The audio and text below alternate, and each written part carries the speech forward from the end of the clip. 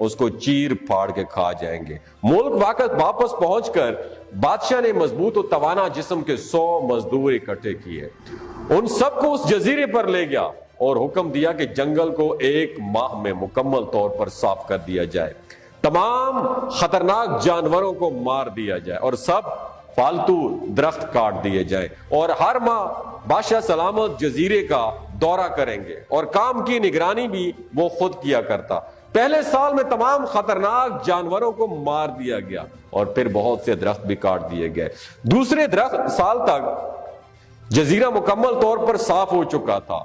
अब बादशाह ने मजदूरों को ऑर्डर पास किया कि जजीरे पर मुख्तलिफ मकामात पर खूबसूरत बागात तामीर किए जाए और अपने साथ जो है मुख्तलिफ पालतू जानवर मसलन मुर्गियां, गाय, भैंसें, बतखें, भेड़ें, ये सारी चीजें जजीरे में मुंतकिल करता रहा।